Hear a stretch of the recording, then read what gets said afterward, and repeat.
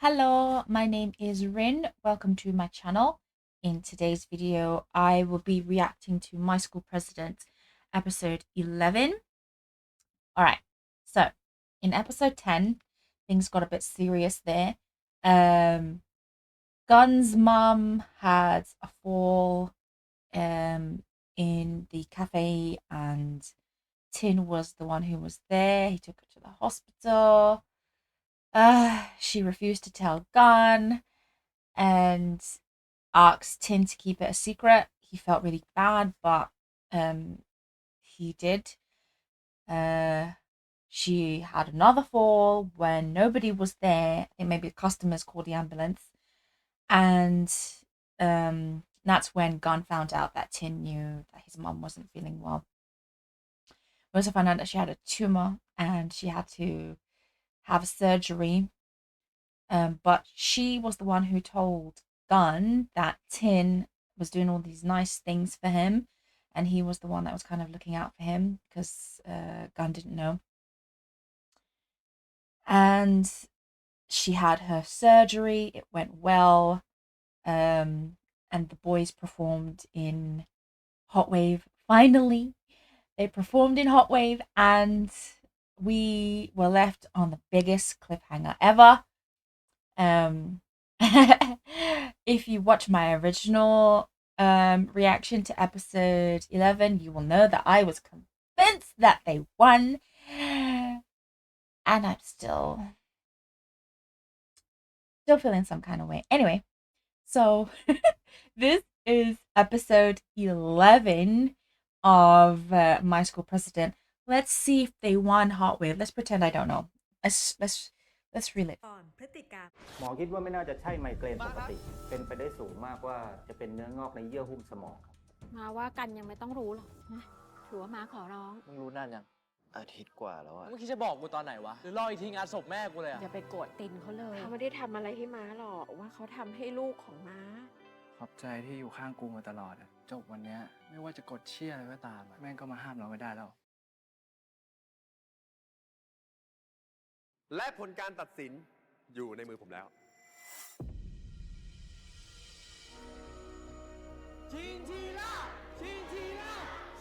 Okay, you guys. So when the crowd started screaming out Chinzilla's name, I was like, I don't hear nobody else's name being screamed out. Okay, Chinzilla is the only one I hear. They gotta win. If he don't say their name, I'm gonna be vexed. I was like, it's gonna be them. Listen to the crowd, man. Listen to the crowd.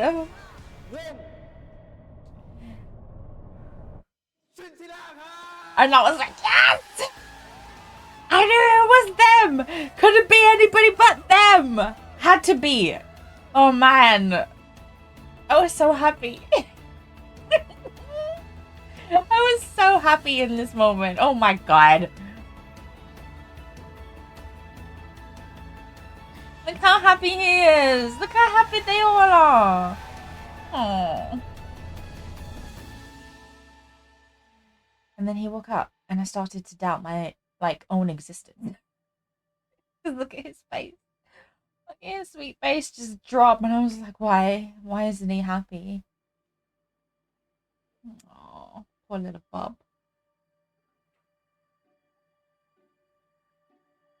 I was really just like living in my delusions, thinking, okay, he's probably sad because his mom's still in hospital. You know, I don't think they lost. They couldn't have lost. There's no way they lost. Nah, he's just, you know, worried about his mum. Ay, ay, ay.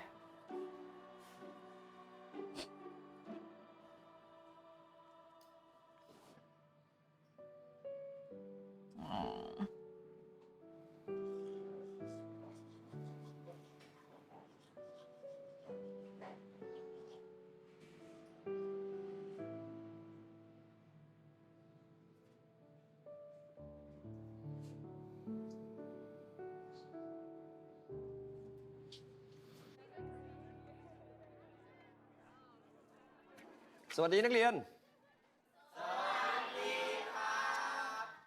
วันนี้ใครมีข่าวดีจะบอกครูเป็นพิเศษกันบ้างหรือเปล่านี่มาสารภาพซะดีๆว่าใครเรียนสอบติดที่ไหนกันบ้างแล้วครูจะไปเอาหน้ากับพ่อ Okay. And then when everybody started to get up to go คณะบดี to the คณะ thing, หมูกรอบคณะตลกไม่เอานะ but then Win and Gun didn't get up, I was like, okay, he's only upset because he didn't get into university yet. I was like, they're only upset because they're not in uni. I was just holding on. I was just holding on to hope. Oh. มันยังไม่ดีขึ้นอีกเหรอวะ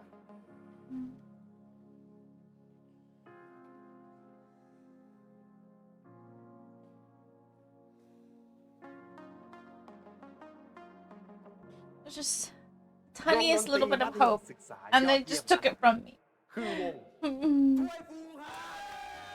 Where the hell is Toy Fu? Huh?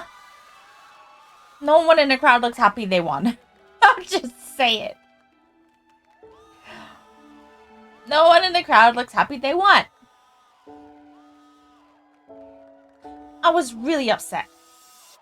I'll say it again because I said this in my original reaction. I think it's incredibly disrespectful to us as the audience that they didn't even play us one single song from the band who won. We have been listening just to Chinzilla the entire series, and we were happy because everything's a hit, okay? Everything is danceable and just great. We did not hear one song. Not one song from the other guys who won. They could have at least given us a song. Just even half of a song. Just to make us, you know, I mean, we were never going to be, oh, yeah, their song's better than Chinzilla. No, it was never going to be that. But at least give us something that we can be compared to. They gave us nothing. They just pulled these random kids onto stage and said, here, have this trophy. Take my dreams. It ruined everything. Oh man, I was so sad for them because they worked really hard as well แล้ว to มึง get จะเอาไง to ต่ออะ Hot Wave, and then Hot they Wave didn't มันยัง even win. ว่า Ah, ไม่น่าจะใช่เวลาที่ such ดี is life, you know. You ain't always gonna win everything. It's probably a good life งั้น lesson มึง for สองคน them. ก็คงต้องเลิกกัน ตามกฎของชมรมมันใช่ปะ This club Die. rule that they keep bringing up about breaking up. I was like, no, he just had to compete. Because the way Tin is looking at Gun as if he is actually really ready to just have Gun say we're gonna break up. Like he looks so sad, like he's fully convinced that they're gonna break up. "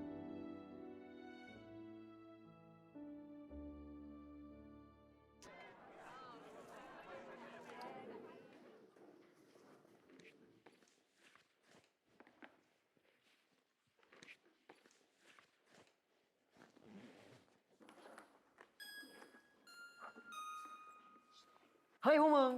เย็นเนี่ยเปิดตีกันปะไม่ได้เข้าถ้ำเสือนานแล้วอะเดี๋ยวพ่อปู่คิดถึงแย่เลย" กูไม่ว่างว่ะ กูต้องไปเยี่ยมแม่ อ๋อกูเข้าใจแล้วคนอื่นอะมึงอะมึง กูมีต้องไปเวิร์กช็อปตอนเย็นต่ออ่ะพอดีใกล้จะเปิดกล้องแล้วอ่ะ กูต้องไปกินข้าวกับพ่อ ส่วนกูต้องไปติวชายกรรม อะไรวะ แพ้นิดแพ้หน่อยมึงก็ยอมแล้วเหรอ Aw.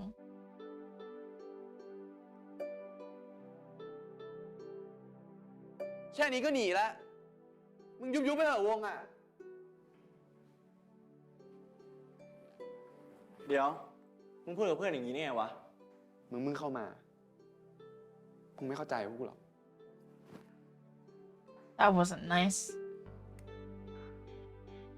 But I understand that they're all in pain right now.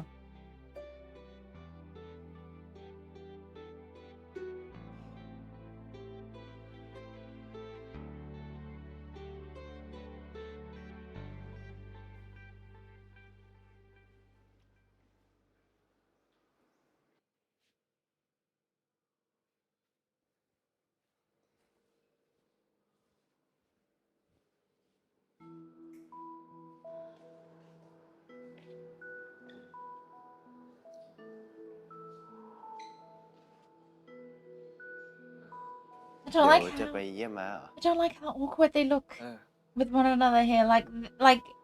in my heart, I was like, oh my god, these งั้น guys, don't make เดี๋ยว them กู break ไป up. สภาก่อนแล้วกัน They just look so awkward with one another. Like, don't do it.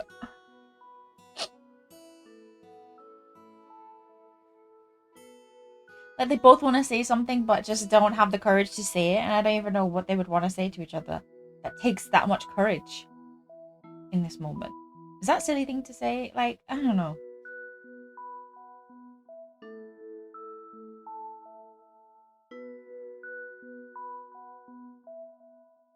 Aw.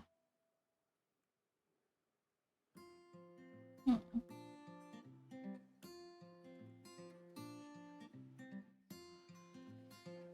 เอ้าไอ้พัดอิรัชชัยมาเทนั่งกูกำลังเริ่มพอดีเลย กูแค่มาเอาชีตอะ ไม่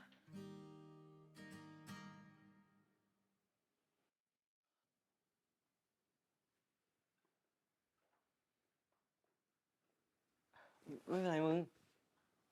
รีบไปติวเถอะอย่าไปสาย ไอปอ มึงกลับบ้านเถอะ มันไม่มีใครกลับมาแล้วเว้ย วงเราจบไปตั้งนานแล้วอะ Ugh.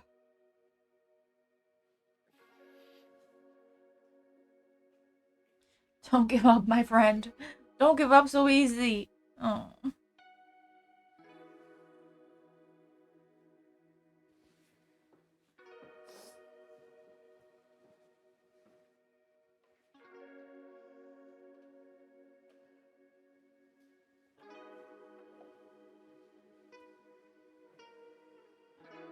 Oh.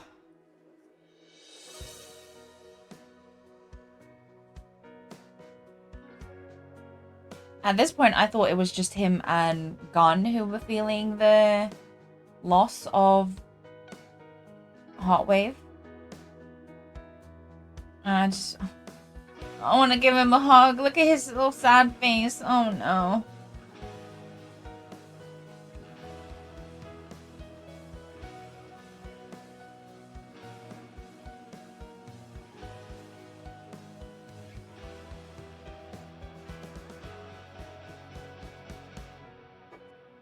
Oh.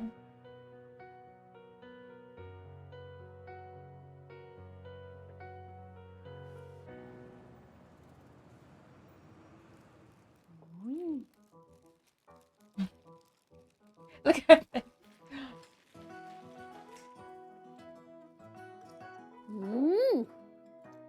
แซ่บเวอร์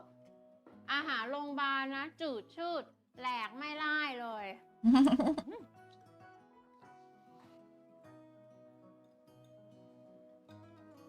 ม้าเป็นไงบ้างอะ มาก็มึนหัวนิดนึง แต่ที่เหลือก็ไม่มีอะไรละอาทิตย์หน้าเนี่ยหมอให้ม้ากลับบ้านแล้วนะ โอ้ย ม้าไม่ต้องรีบเลยนะ การอยู่คนเดียวอะการอยู่ได้ อยากให้ม้าโอเคจริงๆอะ ม้าโอเค แต่กันนะเมื่อไหร่จะดีขึ้น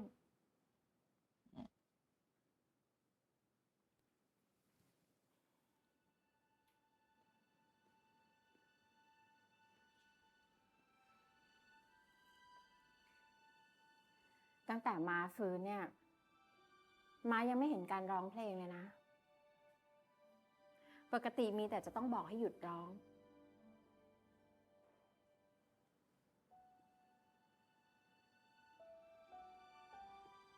ม้าว่า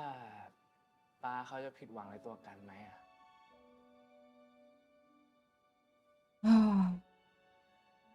แล้วกันน่ะ ผิดหวังในตัวป้าไหม ที่สุดท้ายป้าก็ไม่ได้ออกเทป คนเรานะ ถ้ามันทำทุกอย่างเต็มที่แล้ว ไม่มีอะไรจะต้องเสียใจแล้วล่ะ แล้วมาว่าป้าเขาคิดอย่างนั้นเหมือนกัน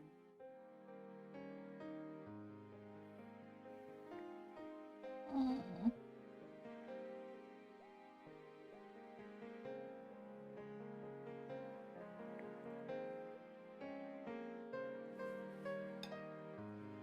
I just feel so sorry for him. Like, he thinks he's done this horrible thing by losing, you know? And he hasn't. Like, he's disappointed in himself. And like, his whole identity is based around music and he failed, so he thinks he's a failure. This one.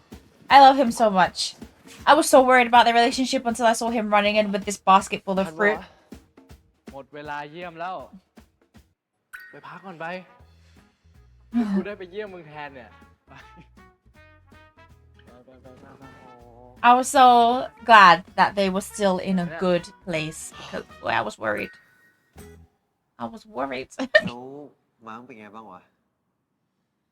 หมอเขาบอกว่าอาทิตย์หน้า ก็ออกได้แล้ว ดีใจด้วยนะ แล้วเรื่องชมรมมึงอะเป็นไงบ้างวะ กูเห็นว่าพวกมึงไม่ค่อยได้เข้ากันไปแล้วนี่ ใช่ปะ ยังเหนื่อยๆอ่ะ กูว่าจะขอพักต่ออีกหน่อยอ่ะ พักได้แต่นานนะเว้ย เดี๋ยวฝีมือมึงตกขึ้นมา คนดูเขาจะว่าเอา คนดูอะไรวะ กูให้คนดูเขาโหวตกันว่า อยากฟังวงไหนเล่นในงานประชิม ถ่ายสิเขาเลือกวงไหนกัน กูอะ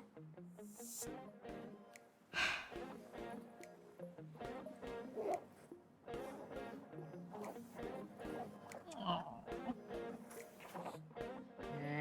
ะโคตรเท่อะ มึงลองไปถามเพื่อนๆมึงก่อนก็ได้ โหมันไปอยู่แล้ว นี่งานประชิมเลยเว้ย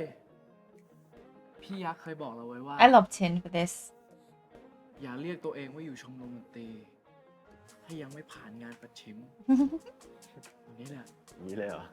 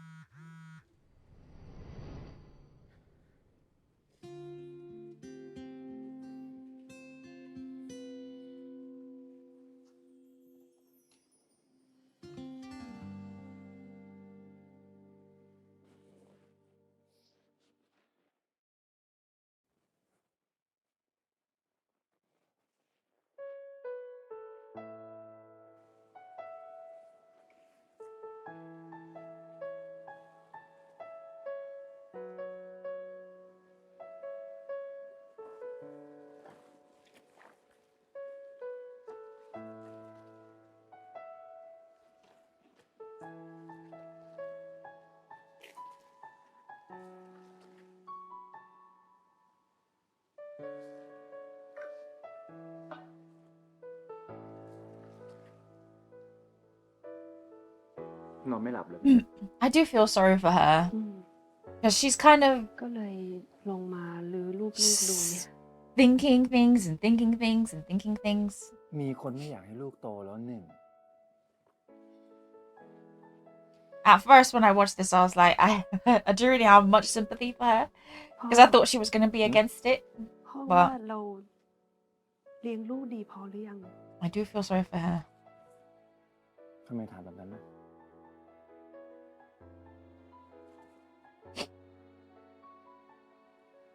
เพราะว่าเราพลาดอะไรตรงไหนบ้างไหม Lady, I said this before and I'll say it again. No mistakes were made. That is such a good kid. He is such a good kid. ถ้ามีเวทีประกวดแม่ดีเด่นที่ไหน แม่เนี่ยยืนหนึ่งเลย She might be a bit strict sometimes, but strict doesn't mean bad parent, you know? Oftentimes people think that strict parents are bad, but she loves her child and she wants the best for him. แล้วเจ้าติ่นต้องสอบร้องเพลงคนเดียว ตื่นเต้นจนจำเนื้อไม่ได้ No mistakes were made in raising this little boy, I tell you that right now. I do feel like the dad shouldn't be calling out the one time she messed up. That was a bit harsh.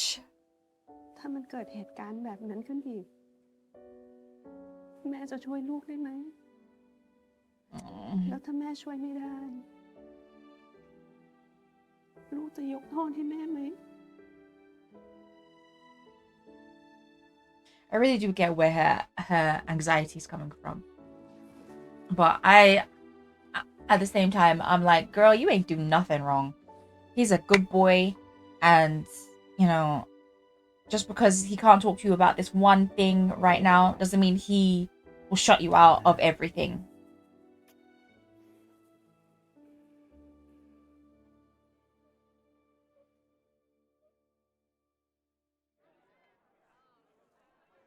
สวัสดีครับ ขอต้อนรับทุกท่านนะครับเข้าสู่สภาชาแนล นี่คือการกลับมาซ้อมครั้งแรกของวงชินชิล่า ชินชิล่าคัมแบ็กโย่น้องหมีนะครับฝากกดไลค์กดแชร์กดหัวใจกันเข้ามาได้เลยนะครับผมทักทายกล้องเลยนะเว้ย Aww. กันโอเคปะเนี่ย โอเค สู้ Oh, I love that he's checking on him, Mama. make sure that he's okay. Like I feel like he can sense that he's not, but he's trying. He can sense that Gun's not okay, but he also can sense that he's trying. And Sound and Paul, who kind of want to move on with the band and kind of perform again. And then there's Win, who's feeling the same way ไว้ต่อวันพรุ่งนี้นะ as Gun, who's a bit nervous to perform. Like he's scared. ไอ้กัน เกิดอะไรขึ้นวะ มันไม่ร้องเพลงนานอ่ะ สงสัยมันตื่นเวทีมั้ง เดี๋ยวมันกลับมาเล่าแป๊บเดียว มันไม่กลับมาหรอก รอไปก็เสียเวลา พวกมึงยุบไปเหอะวงเฮียเนี่ย กูไม่อยู่ ไอวิน มึงจะไปไหน มึงมาขอโทษเพื่อนอย่างนี้เลย ไอวิน ไอวิน ไอวิน เป็นไงวะ วงพวกมึงมีปัญหาอะไรกันบ้างวะ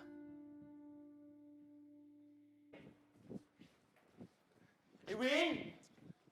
ไอวิน มึงหยุดก่อนเลย มึงพูดกับหมาเมื่อกี้ได้ไง มึงขอโทษเพื่อนอย่างนี้เลย ไม่ใช่กันคนเดียวหรอกที่เล่นต่อไม่ได้อะกูก็เล่นต่อไม่ได้ มึงรู้ป่ะทุกครั้งที่กูจับเบสอะกูจะคิดแต่ว่าถ้ากูไม่พลาดวงเราก็คงไม่แพ้หรอก มึงอยากให้กูทำยังไงอะไอ้กันแม่งไม่เข้าใจกูไอโยก็ไม่เข้าใจไอ้ปอก็ไม่เข้าใจพันก็ไม่เข้าใจกู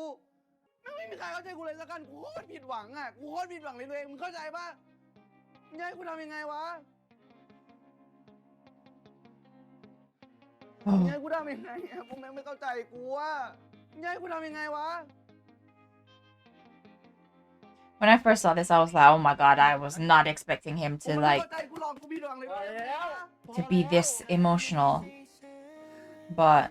oh, ไม่เข้าใจกูหรอกกูพยายามขนาดไหนอะพยายามแล้วอะ because he's kind of the one who kind of just like goes with the flow, makes jokes and stuff like that. See, I was not expecting him to be so emotional. I was not expecting him to blame himself so much either. And like it was just like, but to see him be vulnerable and open up to Sound, it's painful to watch, but it's quite refreshing to see that he actually has this trust in somebody that he can open up to them, even though he kind of didn't want to. He knows that person is there for him. And I feel like the rest of the band are kind of dealing with their own sort of thing. But I think they don't really show us how Yo and Pat are dealing with it, but they show us Win and Paul and Gun. And obviously I feel like Sound is just used to this sort of environment. Like if he doesn't, because he's in that industry, you know, so if he doesn't win this competition, he can just move on to the next. Like I feel like he's just been going through that So with this, I think he just assumed it would be the same. The band would continue, so he didn't. He's one of the ones who just didn't like get as upset as especially the three that they focused on: Gun, Paul, and Win. But Win and Gun blaming themselves, and Win being so angry and just like "Arr!" and Gun kind of just being like sad and wanting to give up. Let me tell you, the emotions I felt in this episode. มึงทำไงวะ กูพลาดเองอะ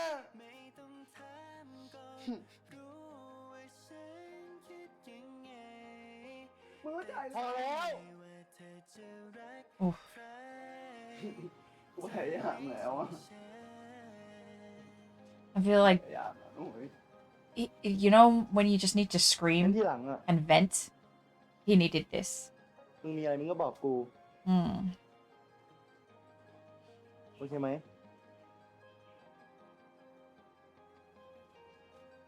Oh, he really needed to just let that shit out, man. And I love the fact that he knows now เป็น that แฟนกันนะเว้ย he has this person to support him. Oh.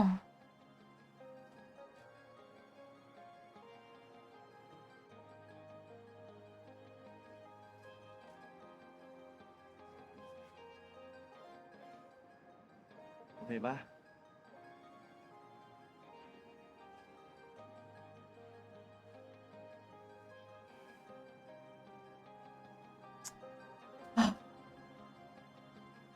มึงโทษตัวเองแล้ว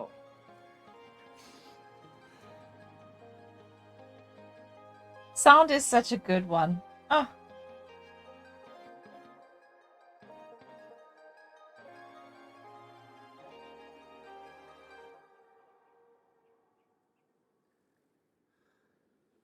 Whenever I saw this, I was like, please God, don't let him push him in the pool again. Because honestly, I don't think that scream underwater thing is gonna work this time.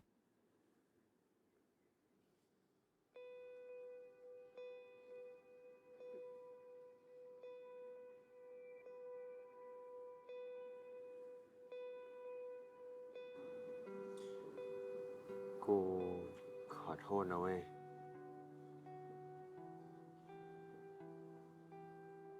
กูไม่น่าไปเร่งมึงเลยอ่ะ กูก็คิดว่างานนี้จะทำให้มึงกลับมามีไฟอีกครั้ง ไม่ผิดหรอก กูเองอ่ะ ที่ทำทุกอย่างพังอ่ะทั้งที่มึงอยู่ข้างกูมาตลอด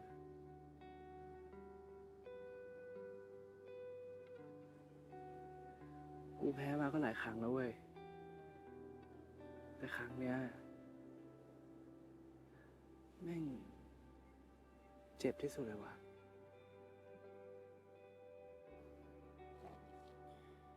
ที่มึงรู้สึกอย่างเงี้ย เพราะมึงทำเต็มที่แล้วไง มันไม่มีอะไรต้องเสียดายเลยเว้ย เต็มที่อ่ะ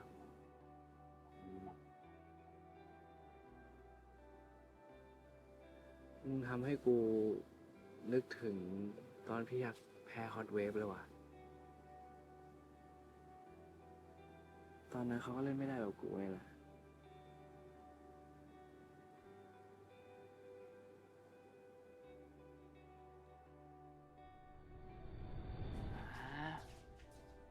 นั่งตรงนู้นเลย นั่งเลยพี่นั่งเลยครับ อยากนั่งเลยนั่ง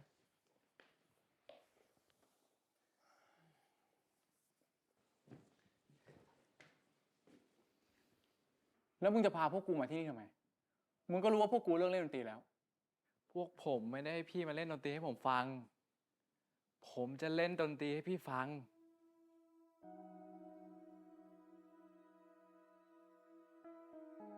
เดี๋ยวผมร้องเพลงปลอบพี่เอง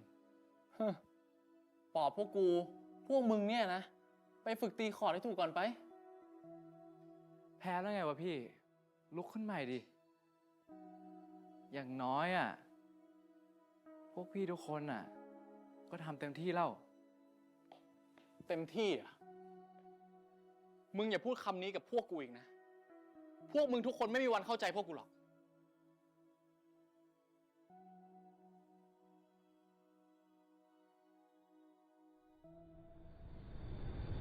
You know what? I'm sticking by what I said. I don't care what Gun says. วันนี้ Yak didn't try. Yak กูว่า did กูเข้าใจแล้ว not try. He didn't sing one word. ที่ใครๆเขาบอกว่า He let the other people antagonize him ไม่เป็น and ไร started a fight. ทำเต็มที่แล้วอะ He didn't sing. So, as far as I'm concerned, he screwed up. Gun did not. กูเล่น Gun did หา his ตัวเอง best. ซ้ำๆอะ Everyone in the Chinsula did their best. ถ้าวันนั้นกูร้องเพลงดีกว่านี้ถ้าวันนั้นกู So he has every right to be upset because he did try his best. Yak did วันนั้น not. กูไปฮอตเวฟเร็วกว่านี้อะ I do feel like he should not blame himself though. Sometimes you don't always win. And that sucks, but that's life.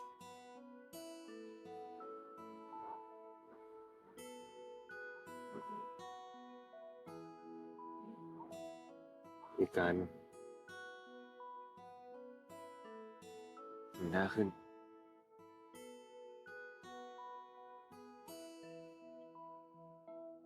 เปล่าวะ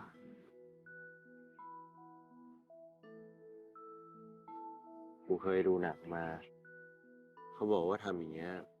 เราจะไม่ร้องไห้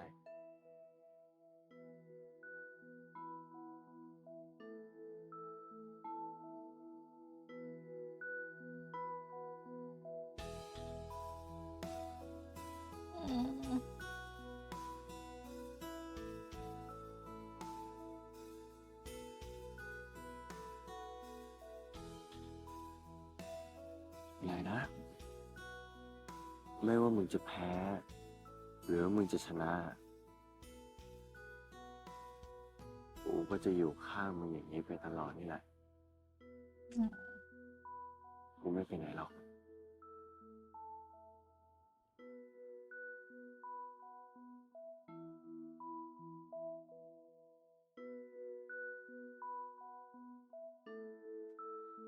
Tin, another good one. Sound and Tin just out here supporting their boyfriends.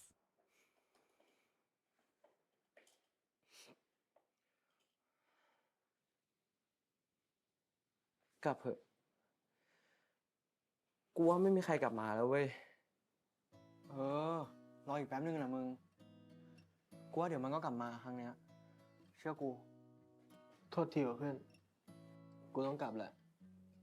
เดี๋ยวรถหมด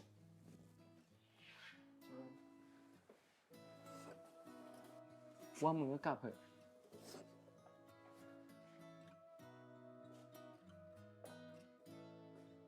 Okay, and then this one. โอ้ย So the thing that I never realized when I watched this episode the first time was how the three boys in the band that they have focused on with how they're kind of emotionally dealing with the loss of Hot Wave. I love the fact that they each have someone there who has the ability to support them and to make them feel comfort, even though they're in this like pain right now, which is probably why they didn't really show us how Yo and Pat are feeling about it. Like they're doing their studies and they're like, oh, let's just leave it. But we don't really focus on the two of them and their actual emotions like separately, like they did with Gun, Win and Paul. And I love this. I just love it. I didn't realize at first when I watched it, but now I'm like watching it again. I'm like, oh my god, they each have someone there who's giving them words of encouragement and making them feel better. And it's just, I love to จ see บ it. กันอุตส่าห์เตรียมหมูกระทะกะจะมาเซอร์ไพรส์ฉลองชินชิล่าคัมแบ็ก เป็นไงล่ะ โดนเซอร์ไพรส์กลับเลย งั้นมึงกับไอตีนอ่ะ ว่างปะสนใจปะ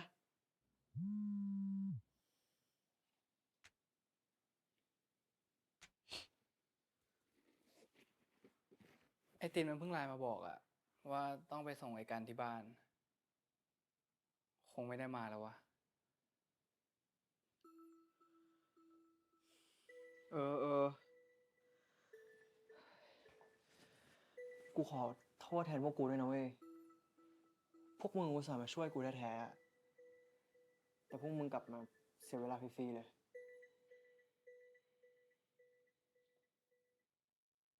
งั้นกูคิดค่าจ้างเป็นหมูกระทะแล้วกัน ได้ยินชื่อเสียงเชฟปอมานานแล้ว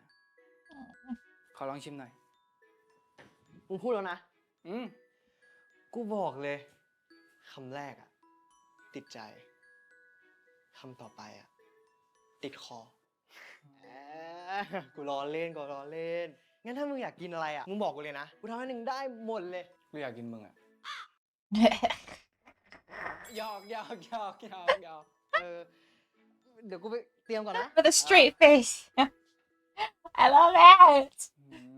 ถูกแล้วเหรอ ถูกแล้วดิ This is how Paul ไหนลองชิม needs encouragement. อืม His love language is จิ้ม food. น้ำจิ้มปะ So for Tucson to sit here with him and eat his food อืม and go, นุ่ม mm-hmm, มากเลยอะ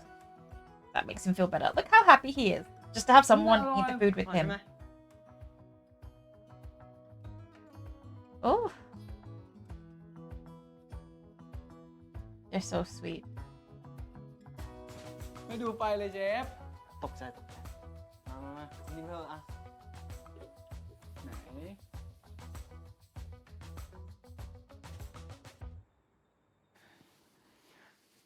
ที่มึงบอกจัดเต็มอ่ะ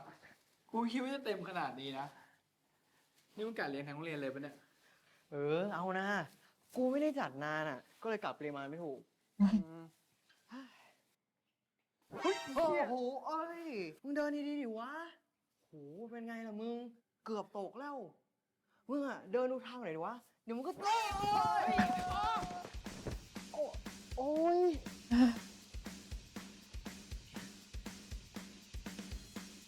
เจ็บตรงไหนวะ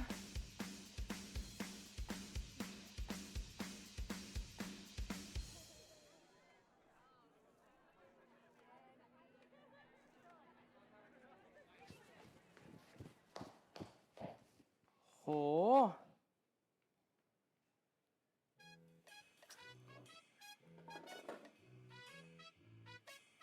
เป็นไงบ้างวะเนี่ย ก็อย่างที่มึงเห็นน่ะ นี่ก็โชคดีนะเว้ย แค่กระดูกร้าวนิดหน่อยอ่ะ ตอนแรกนะ กูนึกว่ากูต้องตัดขาทิ้งซะแล้ว โอ้ไม่นิดละมั้ง แล้วพวกมึง2 คนนะทำไมไม่ช่วยมันถือ ปล่อยมันถือคนเดียวมึงดูสภาพดิ โอ้โห แล้วใครชิ่งกับคนแรก แล้วกูจะรู้ว่ามันเอาหมูกระทะมา เอามึงอะแหละเอามึงหนีกูแน่เลยถ้ามึงไม่ต้องเถียงกันเว้ย ความผิดกูเองอะที่กูเป็นแบบเนี้ย เพราะว่า กูลืมไปแก้บนอะ มึงไปเวนั้นได้ไงวะ คือจำได้ปะตอนที่เราไปทะเลกันอะแล้วไปไหว้พระบนเขา แล้วก็ปล่อยชนะฮอตเวฟอะสาธุ กูบนขอให้กูเล่นไม่พลาดว่ะ แล้วมันก็เหลือเชื่อเลยนะเว้ย วันจริงกูเล่นไม่พลาดสักนิดเลย เชียกูเองก็ขนลุกเลย ก็นั่นแหละ หลังจากวันนั้นอะไม่มีเวลาไปแก้บนเลยว่ะ กูก็เลยเจอแต่เรื่องซวยๆเนี่ย จนมาหนักสุดก็เคสเนี้ยแหละ แล้วเรื่องใหญ่ขนาดเนี้ยทำไมมึงไม่บอกกูอะ กูเห็นพวกมึงเครียดๆอะกูก็ไม่อยากให้พวกมึงเครียดเพิ่มนี่ เฮ้ย แต่ไม่เป็นไรพวกมึง เดี๋ยวพรุ่งนี้กูไปแก้บนแล้ว สภาพนี้จะไปแก้บน เดี๋ยวกูไปเป็นเพื่อน มึงไม่ต้องมาพระเอก เดี๋ยวกูไปเอง กูไปเอง กูไปเอง กูไปเอง กูไปเอง กูไปเอง กูไปเอง กูไปเอง กูก็จะไป กูบอกกูจะไปก่อน มึงไม่ต้องเลยคือมึงยังหนีกลับคนแรกเลย มึงยังหนีกลับคนแรกมึงไม่ต้องหรอกกูเอง That one kid in the back. He's like, no, they see us while they arguing in this classroom like that. His face was like, that's funny. ตามนั้น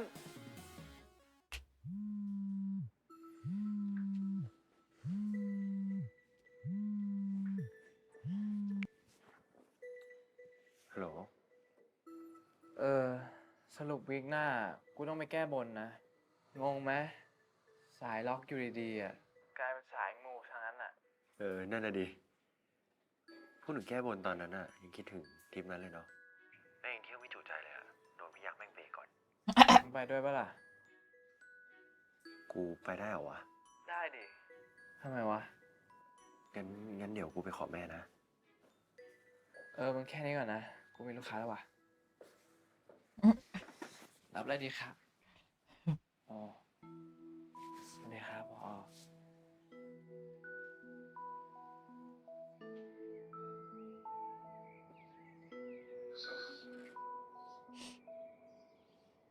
รับอะไรดีครับ ครูขอแปะกล้วยนมสดทานที่นี่นะ แล้วก็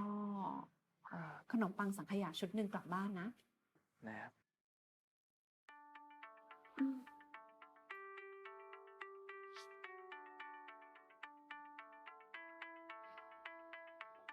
นี่เดี๋ยวนี้ร้านนมต้องมีดนตรีสดด้วยเหรอ อ๋อ คือแม่ผมครับ เขาชอบเห็นว่าผมร้องเพลงครับ ก็เลยทำเอาใจ ถ้าผอ.สนใจก็ลองไปเล่นได้นะครับ Like, this woman's face, she's like, boy, don't try me. ขอโทษนะครับ พอดีผมชอบเผลอชวนติดปากครับ ไม่เป็นไรหรอก ขอบใจนะที่ชวน แต่ครูร้องเพลงไม่เป็นเลย แล้วก็ที่บ้านครูเนี่ยไม่มีใครร้องเพลงได้สักคน แต่ว่าตินเขาเสียงดีนะครับผอ.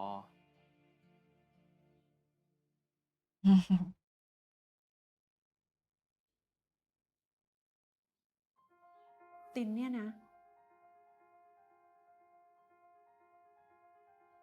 You see, this is where เคยร้องเพลงให้ฟังเหรอ? I kind of understand her fear, especially after watching it the first time. At first, I was like, okay, you know, she doesn't know this, but like reviewing it a second time, I can really see where she's kind of feeling that he's not talking to her about anything, because this is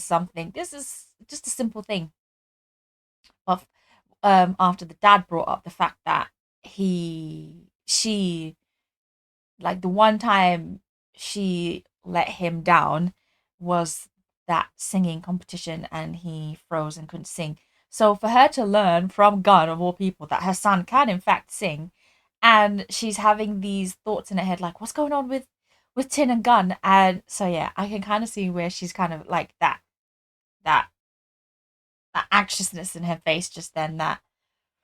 realization that she doesn't really know her kid as well as she thought. But it's not a bad thing that she doesn't know. Sometimes kids just don't always tell their parents certain เขาเคย things. ช่วยผมร้องเพลงที่ร้านรุ่นพี่อะครับ ถ้าไม่ได้ตินนะ ผมต้องตายแน่ๆเลยครับ But she's obviously overthinking, thinking that she doesn't know anything about her child. กัน ครูขอถามอะไรเธอหน่อยสิ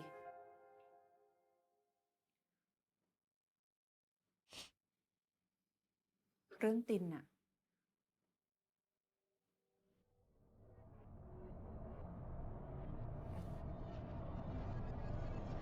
น้องคะ นมเย็นแก้วหนึ่งค่ะ รอแป๊บนึงนะครับ สักครู่นะครับ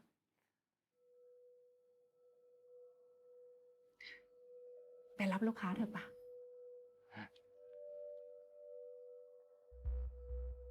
รับอะไรดีครับ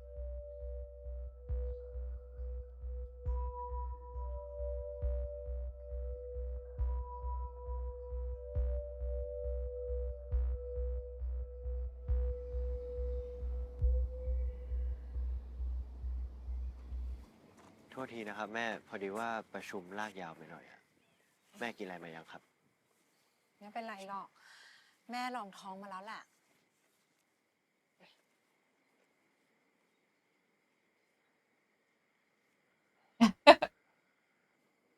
Her nervous face is so funny. แม่ไปร้านแม่กันเข้ามาน่ะ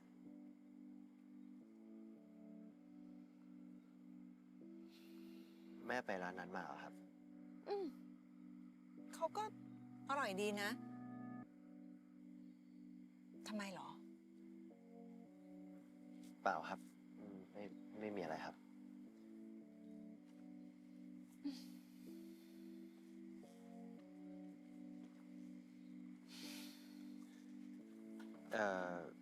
แม่ครับ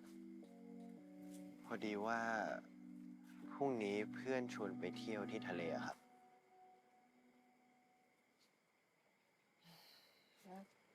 คราวนี้เพื่อนที่ไหนเหรอ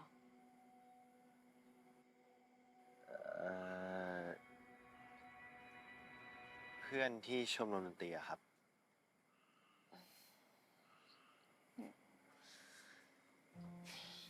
นี่ กันเขาชวนใช่ไหม ครับ ได้ไหมครับ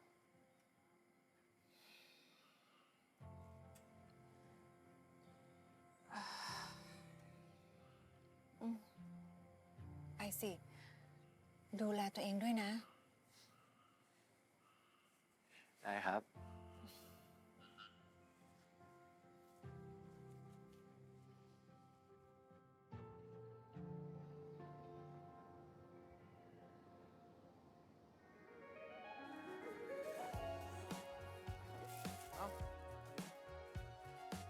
มาเฮ้ย เอาของวางไว้ท้ายรถเลยนะ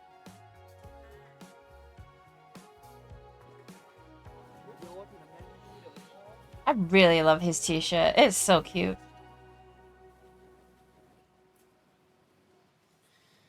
เมื่อวานอ่ะ มึงแน่ใจใช่ปะว่าแม่มึงอ่ะ แค่ไปซื้อขนมร้านแม่กูจริงๆอ่ะ ไม่ได้มาจับผิดอะไรอ่ะ นั่นแหละดิ แต่เขาก็ไม่ได้พูดอะไรนะ กูว่าแค่บังเอิญแหละ ไม่มีอะไรหรอก ขึ้นรถดีกว่า พวกมึง เสร็จแล้วอ่ะขึ้นรถเลยนะ เอ้ย เดี๋ยวกูยกเองไม่เป็นไรเลยไม่เป็นไรเพื่อนเดี๋ยวกูจัดการให้ไอ้สาว ขึ้นรถเร็ว กูเตรียมที่ไว้ให้มึงละ เป็นไง รู้ใจปะ มึงนี่รู้ใจกูตลอดเลยนะ ไปดิ ไป ครบแล้วอ่ะเสร็จแล้วใช่ปะเสร็จแล้วเฮ้ยโอ้โหมาเดี๋ยวกูช่วยโอ้ครับได้ไหมได้เรียบร้อยแล้วเนาะครบคนแล้ว พอเราไปถึงปุ๊บ เราจะว่ายปั๊บ เสร็จปุ๊บ เราจะวาร์ปกันไปอยู่ที่ทะเล นั่งชิลกันเลยจ้า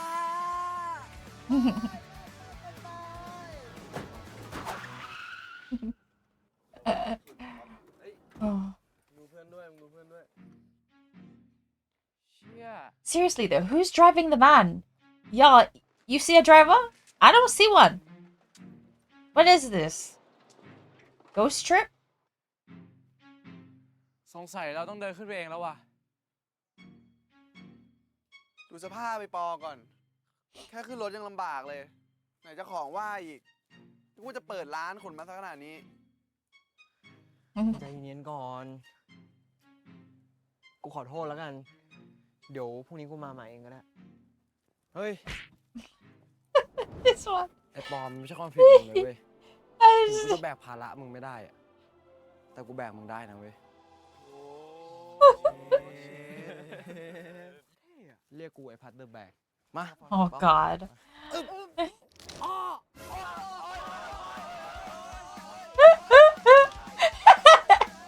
It's the cracking sound. It's the friggin' cracking sound. Oh my God. Oh my God. It's back right. That will never not be funny. That's hilarious. You got my back. Keep it up, keep it up. Yeah, yeah. ช่วยแบกหน่อยดีทำไมน้ำหนักมันมาลงที่กูคนเดียวเลยวะ I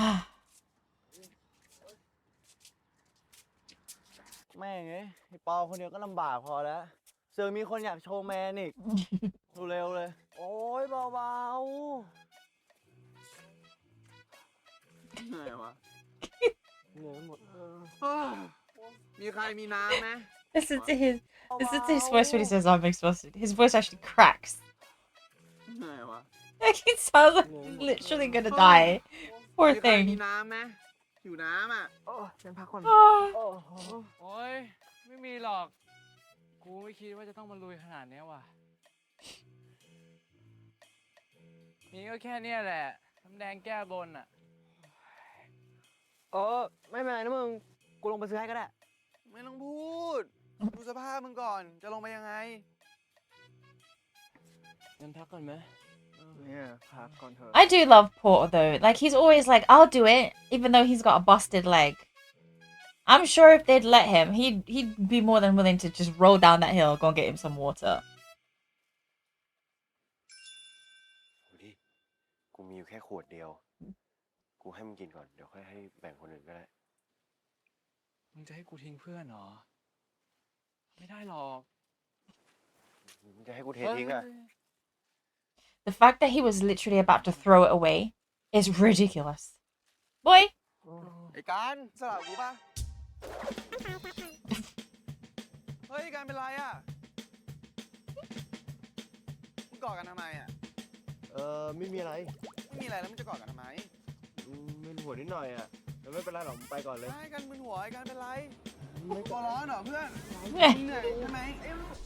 เปล่าไม่มึงขี้โกงนี่หว่า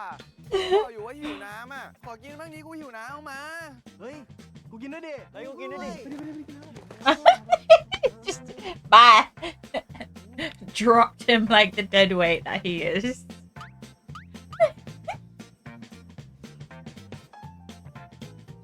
Oh. เฮ้ย มึงลืมกูปะเนี่ยเอ้ย ขอโทษ I know Sam didn't just give this boy this empty friggin' bottle. Like,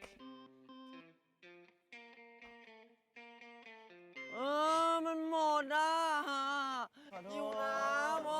ยหิวน้ำร้อนไปหามันหน่อย โอ้ยร้อน and Tin didn't get any either, and it was his drink. เอาเป็นไรอ่ะ He's like,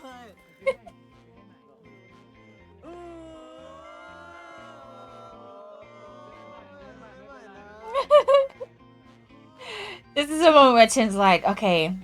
I love him. I love Gun, so I'm gonna have to accept his crazy friends too. He knew what he was getting himself into.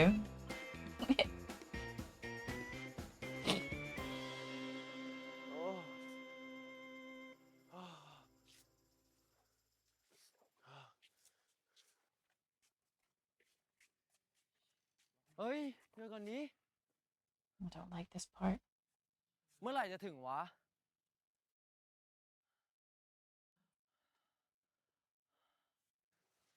ถ้าตาม GPS อ่ะ ก็ใกล้แล้วนะ ใกล้ครึ่งทางอ่ะเอ้ย แม่งเดินมาเป็นชาติยังไม่ถึงครึ่งทาง นี่เราจะไปแก้บนหรือไปชมพูทวีปวะ มึงไม่ต้องมาบ่นเลย มันช้าเพราะต้องแบกมึงแหละ แต่ตอนนี้กูไม่ไหวแล้วอะกูขอแดกน้ำหน่อยเถอะ ขอร้องเถอะ ไม่ได้พัดเฮ้ยนี่ของไหว้ กูขอเถอะกูไม่ไหวแล้ว ได้พัด มึงจะขออะไร มันของแก้บน เดี๋ยวมันก็แก้บนไม่ครบหรอก แล้วกูจะเดินมาขนาดนี้น้ำเหี้ยอะไรถ้ามึงจะแดกอ่ะ ก็ช่างแม่งเนี่ยกูหิวน้ำไอ้พัดมึงจะบ้าเหรอ ไม่พัด ก็กูหิวน้ำอ่ะมึงทำหาอะไรมึงหยุด เฮ้ย ไอ้เหี้ยพัดแล้วกูจะเดินขึ้นมาน้ำเหี้ยอะไรต้องไกลๆอ่ะ ก็กูหิวน้ำอ่ะ แล้วกูไม่หิวเหรอ กูหิวน้ำไอ้สัสเอางี้พุ่งรอที่นี่แหละ เดี๋ยวลงไปซื้อให้ มึงจะไปยังไงวะสภาพเนี้ย มึงไม่ต้องลงไปซื้อเลยให้แม่งลงไปซื้อเอง มึงจะได้เลิกทำนิสัยเหี้ยอะไรใจแบบเนี้ย ข้าวจะแจกกันแน่วะไม่ใช่มึงเหรอ กูว่าจะใจตรงไหน ตั้งแต่ตอนแข่งแล้วมึงอ่ะจะเอานู่นจะเอานี่เปลี่ยนนู่นเปลี่ยนนี่จนทำวงลวนอ่ะ แล้วมึงตีไม่ผิดเลยมั้ง กูมีคนเดียวมั้ง ตีกองเป็นเปล่ามึงอ่ะ ถ้ามึงจะโทษกูไปโทษเฮียโยเลย ไอสัตว์เล่นโคตรมั่ว เล่นหลุดโคตรเยอะ อ้าวไอสัตว์ใครหลุด กูก็พยายามเล่นให้ซาวไง อ้าวเฮียมันพูดงี้อ่ะ ก็มึงทุกคนกากไงเฮียกูถึงต้องแบกขนาดเนี้ย เก่งขนาดนี้ไม่โกอินเตอร์เลยอ่ะ เฮียมึงไม่ต้องมาปากดีเลย ตอนเล่นน่ะ มัน ไม่ดีเหมือนปากไว้สัตว์ ทำไมไอ้สัตว์ทำไม ไอ้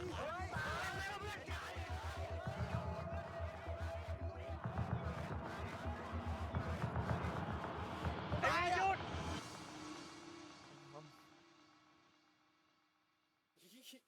ต้องพอเหอะทั้งสองคนเลยอ่ะทะเลาะกันแล้วไม่ได้ดีขึ้นเหรอวะ มึงไม่ต้องพูดมากเลย มึงทำเหี้ยอะไรไปบ้างวันๆก็ห้ามกูอย่างเงี้ย เพราะมึงอะไรวงหนึ่งแพ้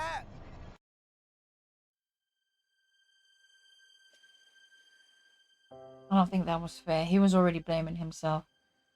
To hear it from one of his bandmates as well. That's not cool. กูผิดเองอ่ะ กูนี่แหละ ที่ทำวงเราแพ้อะเพราะกูเองอ่ะ กูคนเดียว จบยัง รู้ตัวไอ้สัตว์วงแพ้เพราะมึงไหนกันวงแพ้เพราะมึงอะวงแพ้เพราะมึงอะวงแพ้เพราะมึงไงเฮียกันเพราะมึงไงสัตว์ พูดแบบนี้ได้ไงวะ ฮะ เฮ้ย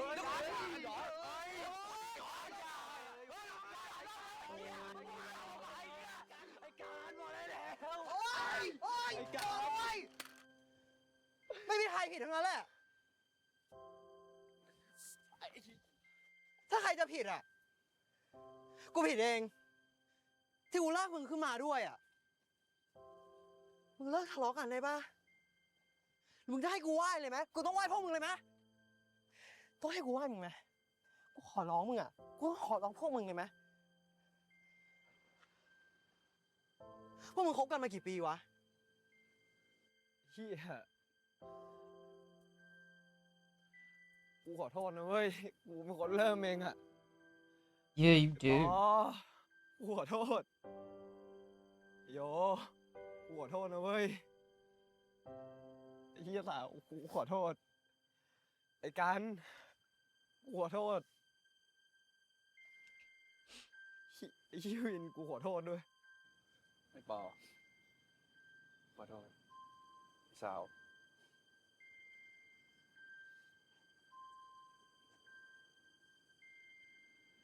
กูขอโทษ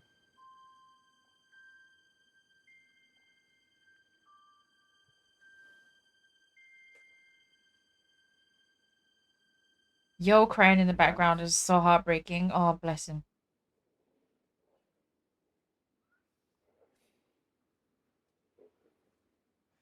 กูขอโทษ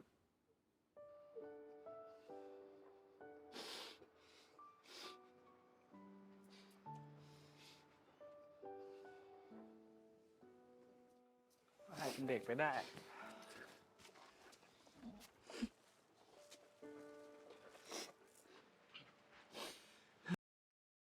That scene.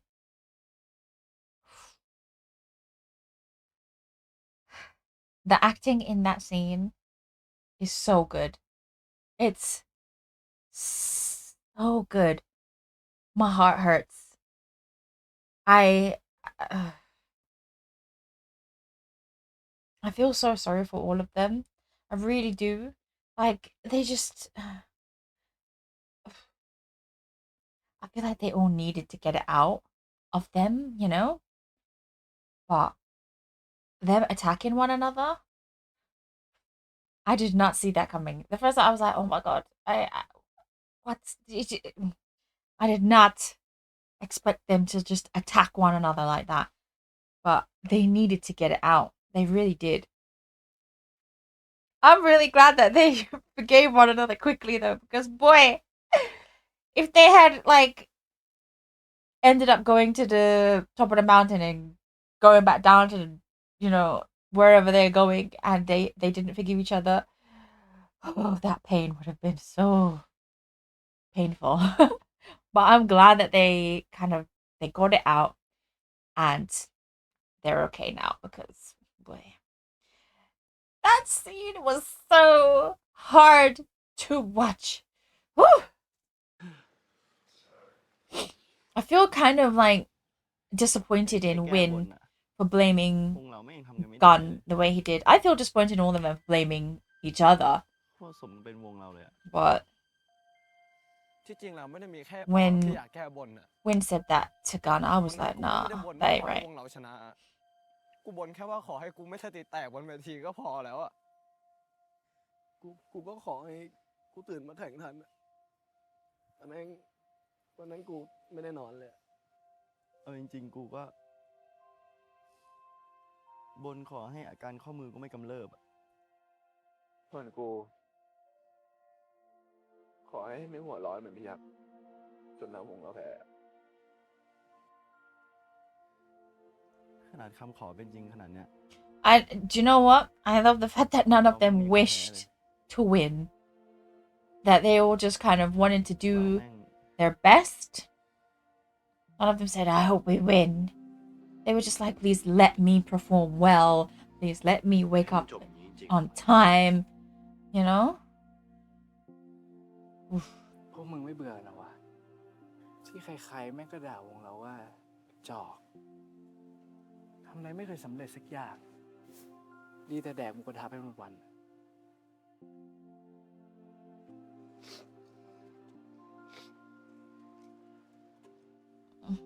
ชีวิตมปลายของพวกมึงอ่ะจะจบแล้วนะเว้ย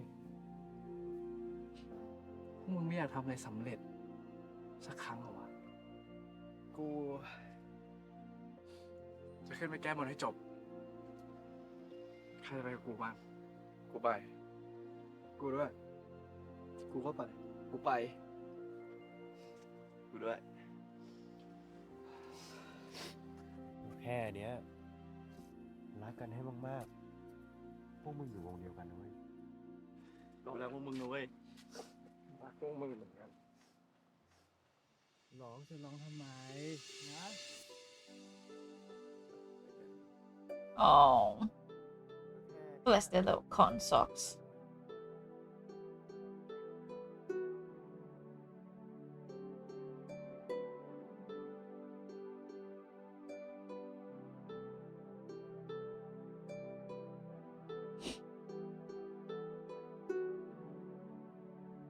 Hey, น้ำมาแล้ว พี่น้อย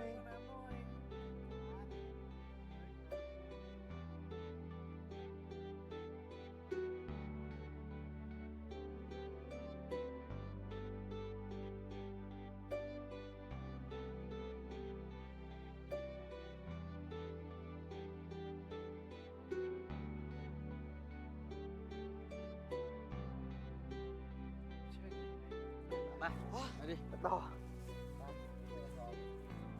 มันต้องอย่างนั้นอยู่แล้ว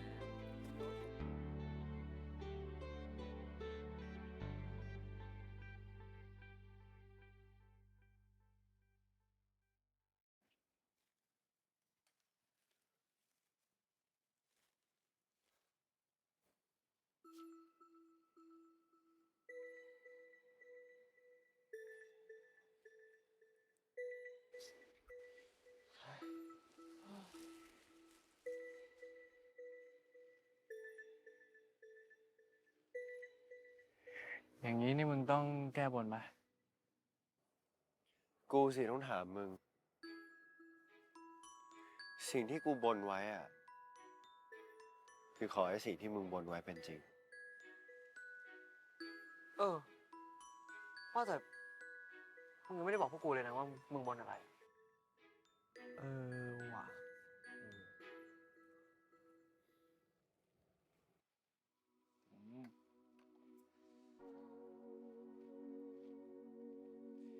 พวกมึงรู้ป่ะ กูแม่งโคตรกลัวเลยอะที่ต้องมาเป็นหัวหน้าชมรมอะเข้ามาก็เข้ามาด้วยกัน เล่นดนตรีด้วยกัน โดนซ่อมก็โดนซ่อมด้วยกัน แต่ว่าวันหนึ่งกูต้องมานำพวกมึงอะกลัวว่ากูจะทำวงเราล่มอ่ะ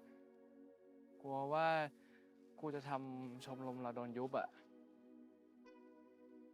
แต่ที่กูกลัวที่สุดอ่ะ กูกลัวพวกมึงผิดหวังว่ะ Aww.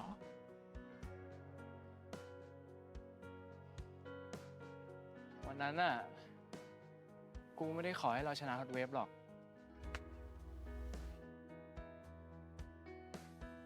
แต่กูขอให้พวกมึงอ่ะ ไม่เสียใจที่มาอยู่ชมรมเนี้ย โหมึงก็แก้บนได้เลย พวกเรามาถึงจุดนี้ได้อะเพราะมึงเอาเว้ย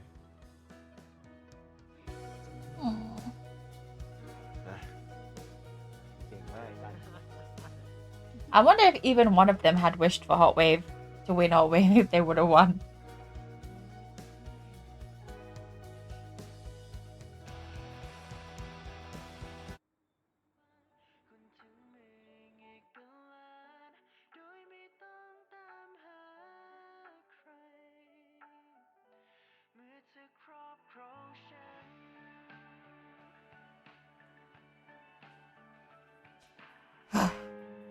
แม่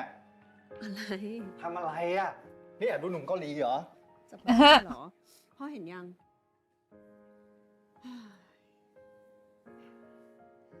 ที่ตินเขาไปช่วยเพื่อนร้องเพลงที่ร้านรุ่นพี่อ่ะ ลงเพจร้านด้วยนะ คนแชร์กันเต็มเลย ใช่เหรอ ติงนี่นะร้องเพลง พ่อเชื่อไหมล่ะ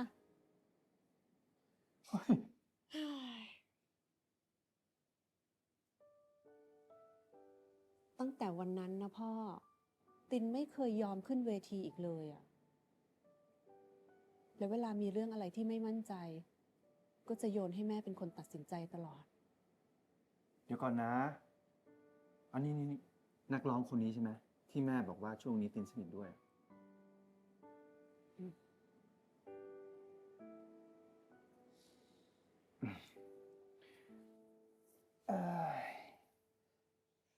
ที่แม่นอนไม่หลับ เพราะเรื่องนี้ใช่ไหม ใช่ ตอนนั้นลูกเราร้องไห้เวลาขึ้นเวที แล้วดูวันนี้สิแม่ ลูกเรามีความสุข เราน่าจะยินดีกับลูกเราไม่ใช่เหรอ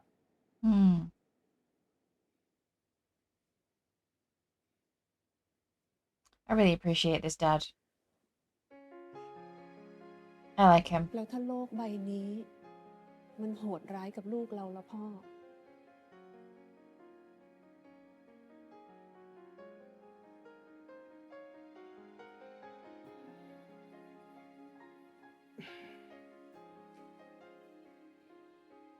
ถ้าโลกใบนี้ มันใจร้ายกับลูกเรา เราก็ควรจะเป็นความสบายใจ เวลาที่ลูกกลับมาไม่ใช่เหรอ I love him. That was so the right thing to say. Oh, God bless you, Paul. 5 4 3 2 1เริ่มครับถือว่าแก้มือจากครั้งที่แล้ว ที่พวกกูปล่อยให้มึงนั่งกินคนเดียว ขอบคุณนะพวกมึง He was not พวกมึงไปเอาเวลาที่ไหน alone. มาทำวะ กูก็อยู่พวกมึงตลอดนะ พวกกูเก่งไง เอาดีๆมึงเอาเวลาที่ไหนมาทำเนี่ย กูเตรียมให้เองอ่ะ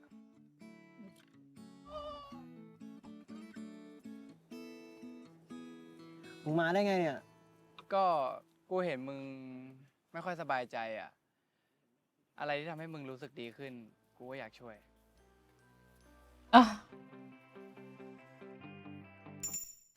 นี่กูพลาดอะไรไปปะวะ อะไรยังไงนะ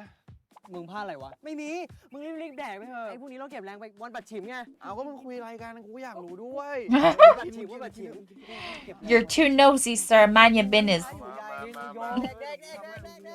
เก็บแรงวันปัดฉิมมึงลงหัวด้วยดิ กูเห็นมึงอยู่ไกลอ่ะ กลัวมึงขี้ไม่ถึง Boy. Tucson is in ปล่อยกินด้วย all kinds of love. เอาอีกปะ มึงกินก่อนเลย น้ำก่อนเอ้ย เดี๋ยว มึงเจ็บขาอยู่อ่ะ เดี๋ยวกูเปิดให้ อ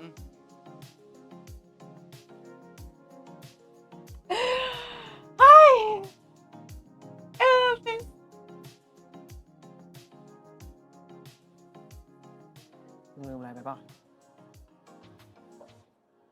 กูเจ็บขานะ กูไม่ได้เจ็บแขน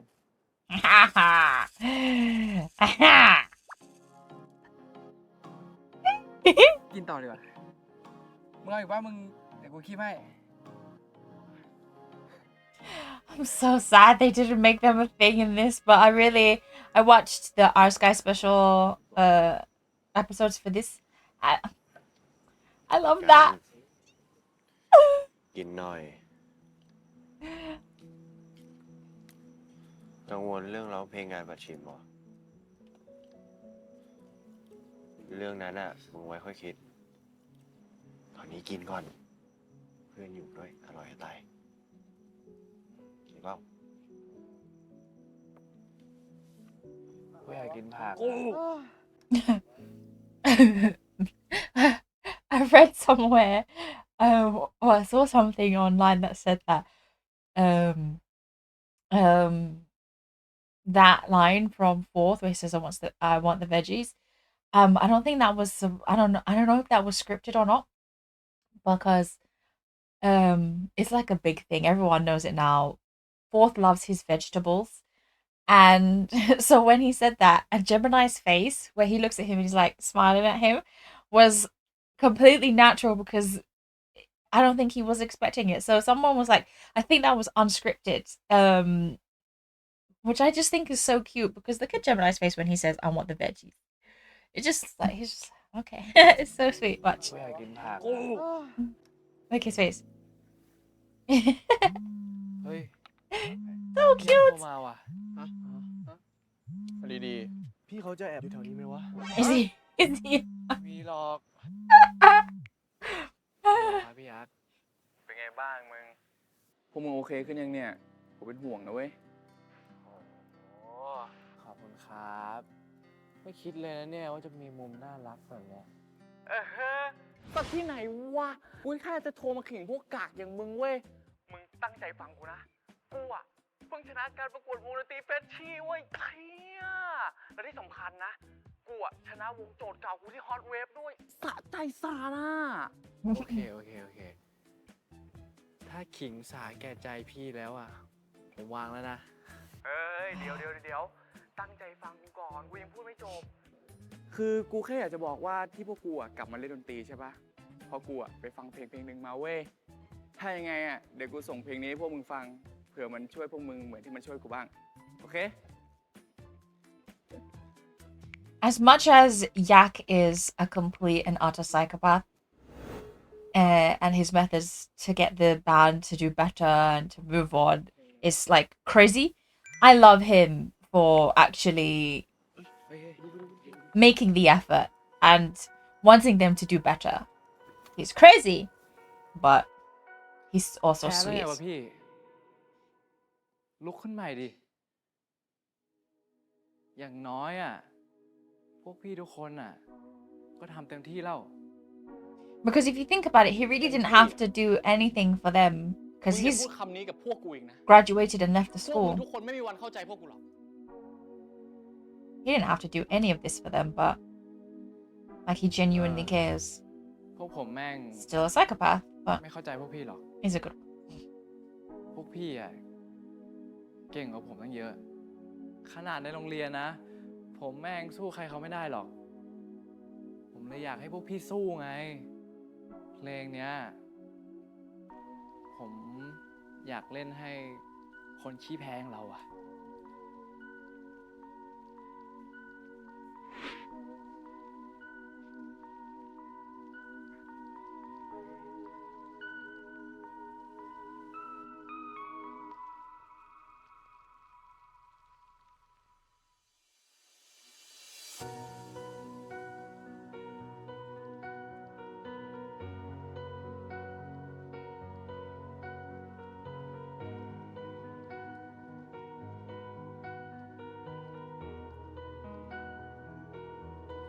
ฉัน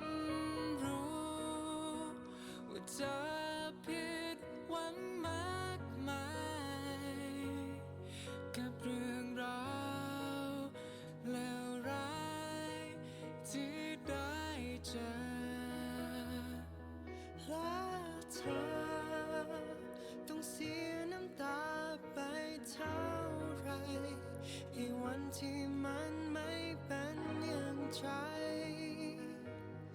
กอดเอาไว้เพียงความคิดหวังอยากให้เธอได้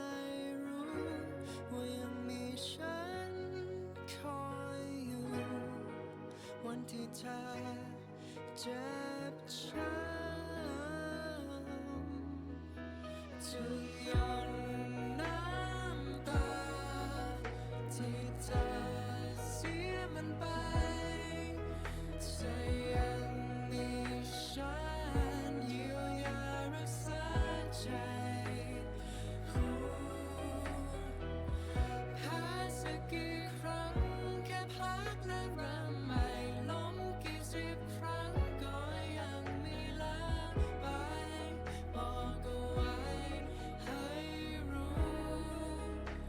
ว่าฉันจะคอยหิวใจ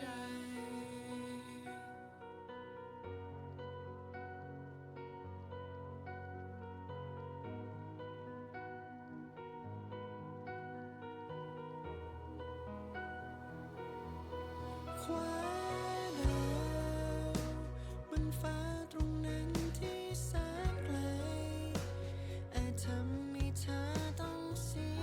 ใจอดทนไว้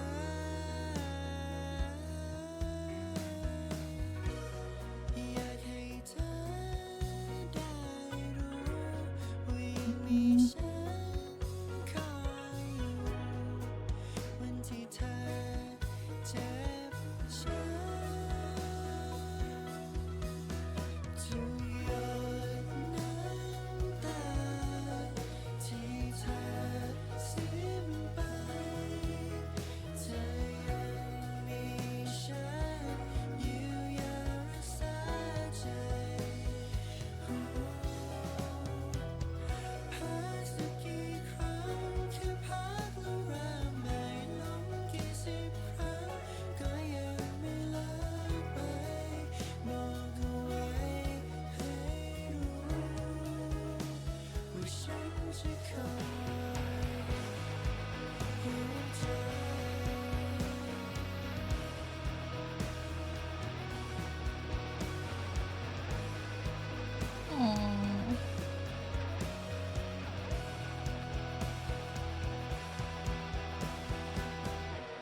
อยากให้เธอได้รู้ว่ายังมีฉันคอยอยู่วันที่เธอเจ็บช้ำจะหยดน้ำตาที่เธอเสียไปจะยังมีฉันเยียวยารักษาใจพักสักกี่ครั้งแค่พักและเริ่มใหม่ล้มกี่สิบครั้งก็ยังไม่ลาไปบอกเอาไว้ให้รู้ว่าฉันจะคอยหิวใจ I love that he always wants to pat them on their head. That's so cute.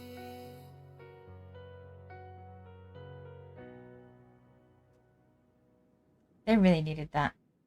Oh. Especially coming from their own selves as well. Boy.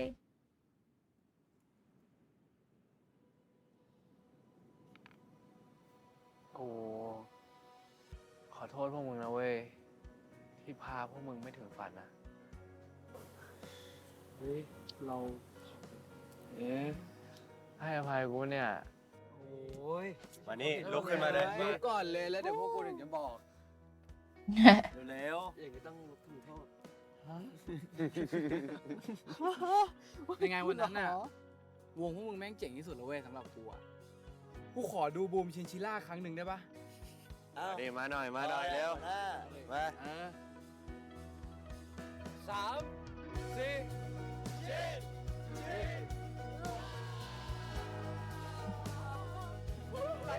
So cute. It's so freaking cute. I will say, I really do love that one line in the song where it goes, if you lose what does it say? Something like, what does it say? Like, if you lose, just rest and start over. Yeah, if you lose, rest and start over. Can someone print that on like a t-shirt or a billboard or something? Because so many of us give up right after we lose something, or like we don't succeed in something the first time. We need to stop giving up on ourselves. We need to keep just going. Just rest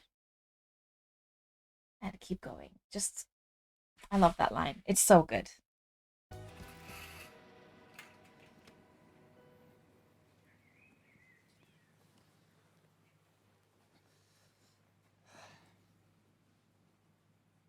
ขอบใจมากนะ กลับบ้านไปเถอะ เดี๋ยวแม่มึงเป็นห่วง ที่จริงอ่ะ วันนี้พี่ยักษ์ไม่ได้มีเพลงให้มึงแค่คนเดียวนะเว้ย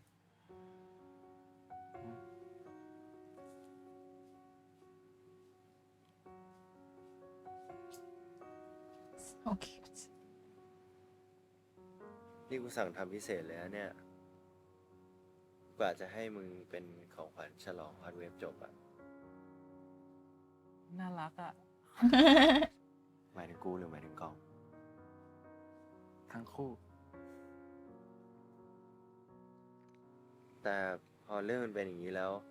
กูก็หาโอกาสให้มึงไม่ได้เลยอ่ะลองเปิดฟังดูดิ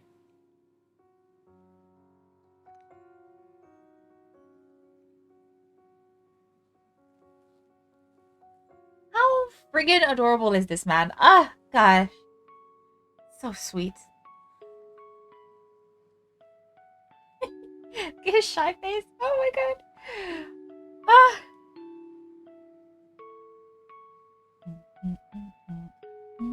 เป็นไง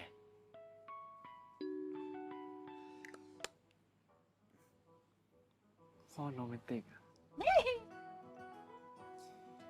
เรื่องของเราอ่ะ มึงไม่ต้องคิดมากเลยนะเว้ย ถึงแม้ว่าชมรมมึงจะห้ามไม่ให้มีแฟนอ่ะ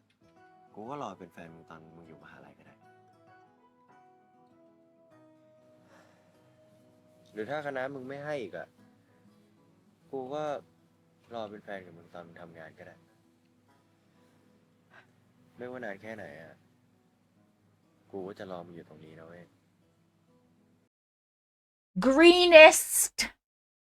flag.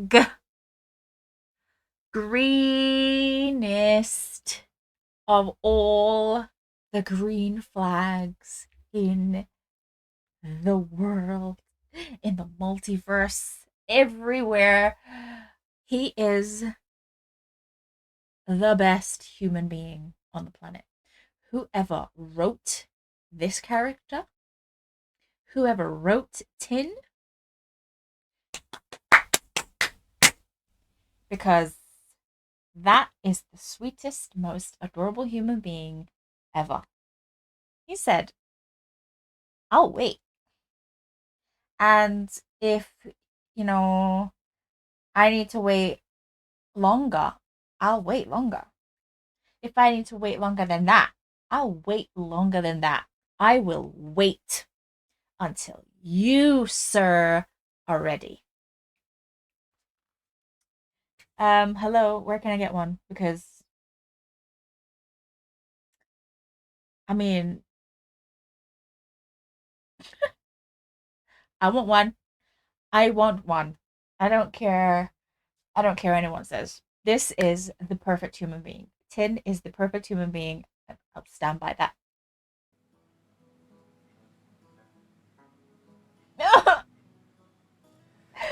แล้วใครบอกมึงวะ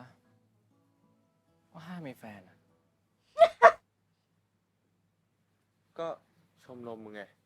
ชมรมมีกฎว่าห้ามมีแฟนจนกว่าจะแข่งฮอตเวฟชนะไม่ใช่เหรอ They just have to compete. Which they did. They lost, but they still competed. มึงไปเอามาจากไหนวะ มึงฟังดีๆ กฎชมรมกูอะห้ามมีแฟน Or until it's over, whatever. แข่งฮอตเวฟจบ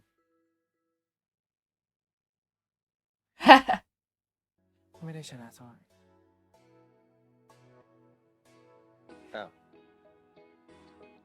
นี่ไอโยมันยังเดทกับแฟนมันอยู่เลยอะ In Tin's defense, that one guy who told him about the rule did say that they had to win Hot Wave. So it's not his fault he misinterpreted. ตอนนี้กูกับมึงก็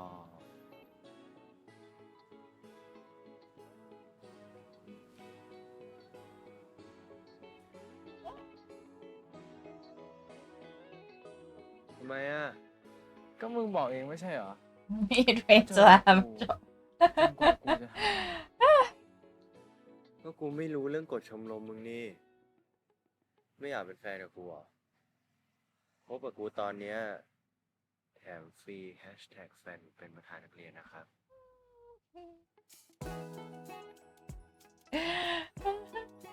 ไป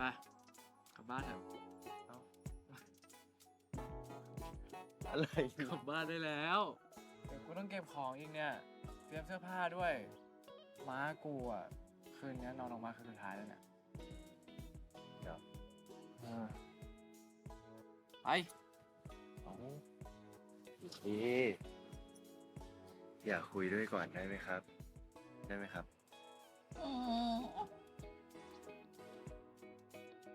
ก่อนจะคุยกับมึงเนี่ย ไปคุยกับม้ากูก่อนดีไหม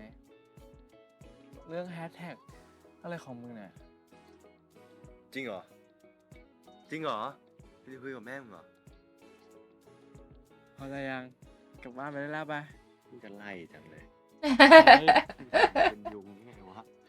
ไปกลับบ้านได้แล้วไป I love this part. It's so smooth. Oh my god.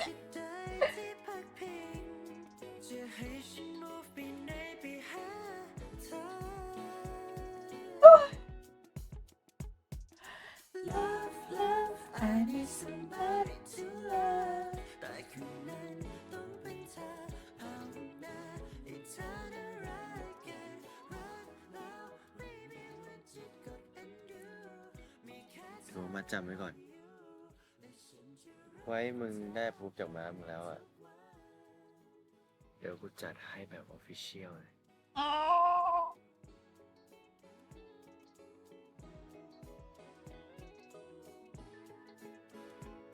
กูไปแล้วนะ Respect to Gun for wanting to discuss this with his mother first.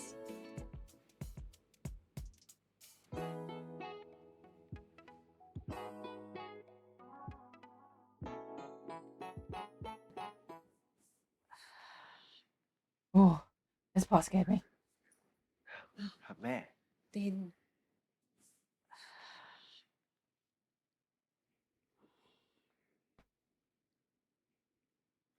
แม่ขอคุยอะไรด้วยหน่อยสิ เรื่องกันน่ะ Ooh.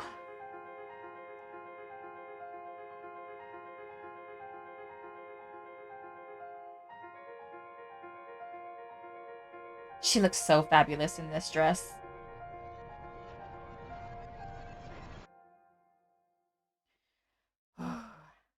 ร่วมสนุกท้ายซีรีส์ EP.11 โดยคอมเมนต์ฉากที่ประทับใจจากซีรีส์ที่ออกอากาศแต่ละสัปดาห์ พร้อมเหตุผลสั้นๆ ใต้โพสต์กิจกรรม ผ่านทาง Facebook GMMTV รับโปสเตอร์จากซีรีส์แฟนผมเป็นประธานนักเรียนพร้อมลายเซ็นนักแสดง และหมอนผ้าห่มจาก Texas Chicken จำนวน 5 รางวัลต่อสัปดาห์ พวกมึงเห็นยัง พวกเพื่อนกูอ่ะฝากมาถามใช่มึงไหม ใช่ พี่คบกับไอ้กันอยู่ แต่ผมมาเป็นสภาไง ไม่ได้มาช่วยพี่จีบใครไง พวกเธอทำอะไรก็คิดถึงหัวอกพ่อแม่บ้าง โดยเฉพาะเธอตินภพแม่ของเธอเป็นผอโรงเรียนนี้ มาเดี๋ยวกูไปส่ง ไม่ต้องอ่ะก็รู้ว่าทำไม ช่างหัวแม่งดิวะเขาจะคิดอะไรกันอ่ะ กูอยู่ข้างมึงตลอดนะไม่ต้องห่วง เราจะเดินไปด้วยกัน มีแค่ครั้ง When I first watched this episode, I was so sad. It made me so sad because just like seeing them after not winning Hot Wave. First of all, when I when they showed us that they won and it was just Gun's dream, I was so happy. I was like, yes, they had to win. They had to win. And they didn't, and I was like, why? My heart broke into like 1,000 pieces just from that loss. So to see them kind of going through their emotions and handling it the way that they did was a lot, because like I said, they kind of focused only on those three characters, Gun, Win, and Paul. Like we only really got to see how it affected them like separately, but then we got to see them as a group on the mountain, and that was just them kind of blaming themselves and blaming each other, and then kind of just having that just having everything kind of come out, and then reconciling so quickly was just, oh god, it was such a beautiful scene. It was sad, but it was so well done. The acting was phenomenal. I'll never ever have anything bad to say about that one scene in this episode. It was fantastic. And yeah, like I said, I never really noticed that those three each had their own kind of support system. You know, Tin was there for Gun, who was kind of blaming himself and kind of wasn't able to perform, but he wasn't blaming anybody else. He was, he was holding everything in, because he didn't just have the whole hot wave thing. He still had the stress that his mother was in hospital, but he was dealing with it quietly, and he kind of only let Tin see that vulnerable side of him. And then there was Win, who kind of ow, my eye. Win, who kind of has this temper about him anyway. Kind of, we saw him like blowing up at them, or snapping at them really, and then he kind of just like exploded at Sound. But Sound's, that's his boyfriend, so he knows him, and his words of comfort really was able to kind of help Win to calm down. And then we saw Tucson being there for Paul, even though technically they're not in a relationship. Just the fact that he was there for him. He knew that he needed someone to be there for him, because his friends kind of they left, and he just wanted to share the moment with them, and like do something that they always did, which was have their barbecue pork. And then Tucson just being there and eating with him and like joking with him made him feel so much better, and I just loved that. I loved it. So it was, yeah, it was, I didn't realize it, but coming to realize it now, I love the fact that they each had someone there to support them. And then Tin's mom kind of going through the motions of feeling like she did something wrong as a parent, which she didn't. I'll always say that she didn't do anything wrong. If your child is different in some way, if they're part of the LGBTQ plus community, uh, and they're struggling to maybe come out to you, or they have come out to you, don't for 1 second think you did something wrong as a parent. You didn't. Okay, we are the way we are as human beings, and how people parent their child isn't gonna decide whether or not they are gay or not, basically. So the fact that she was worried about that is just a bit silly, but as I said, I do kind of understand where she feels a bit anxious and nervous and things like that, because it is something different, and she knows that regardless of whether she supports her kid or her husband supports her kid, that there will be people out there in the world who will not support him because of the reason that he's gay. So yeah, so yeah, I I just I love this episode. Okay, so that was episode 11 of My School President. Thank you so much for watching this reaction with me. I hope you enjoyed it. If you did, please consider subscribing to my channel, and I will see you in the next video, episode 12. Okay, bye.